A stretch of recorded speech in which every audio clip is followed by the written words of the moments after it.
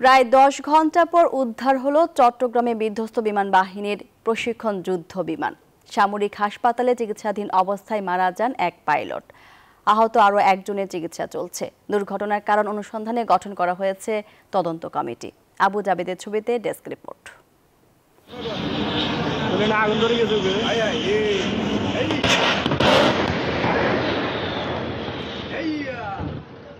সকাল 10:30টার দিকে বিমান বাহিনীর এই প্রশিক্ষণ বিমানটি পতেঙ্গায় নৌবাহিনীর বোট ক্লাবের ওপর দিয়ে উড়ছিল। এ সময় হঠাৎ বিমানটির পেছনের দিকে আগুন ধরে যায়। বিধ্বস্ত হয়ে কর্ণফুলী নদীর মোহনায় পড়ে বিমান বাহিনীর যুদ্ধ বিমান।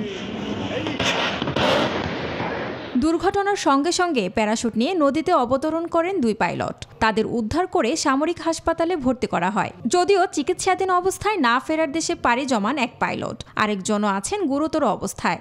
এদিক দিয়ে একটা টল দিল, আমি তো মনে করছি এখানে ভিতরে পড়ছে বিমানটা, আসলে দেখি না সাগরে ফেলাইছে। লাস্টে প্যারাশুট দিয়ে দুজন মানুষ দেখলাম, উপর দিয়ে উঠলো আবার নিচে নামলো। দুজন পাইলট, একজন বসছে পশ্চিম পারে, একজন বসছে দক্ষিণ পারে।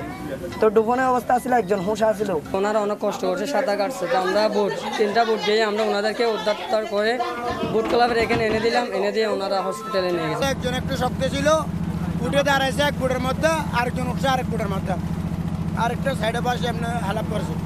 বিমানটি আগুন ধরে 3 ভাগে বিভক্ত হয়ে কর্ণফুলী নদীতে পড়ে ধ্বংসাবশেষ। অবশেষে দুর্ঘটনার 10 ঘন্টা পর উদ্ধার করা হয় বিধ্বস্ত বিমানটি। যতটুকু জানতে পেরেছি আমরা, যে বিমান যেহেতু প্রশিক্ষণরত বিমান ছিল, সেখানে দুজন পাইলট ছিলেন, দুজনকে এখানে স্থানীয় যারা উপস্থিত ছিল ওনারা উদ্ধার করেছেন। কিন্তু প্রশিক্ষণের সময় কেন এমন দুর্ঘটনা তা তদন্ত কমিটি গঠন করছে বিমান বাহিনী। Desk report, news 24।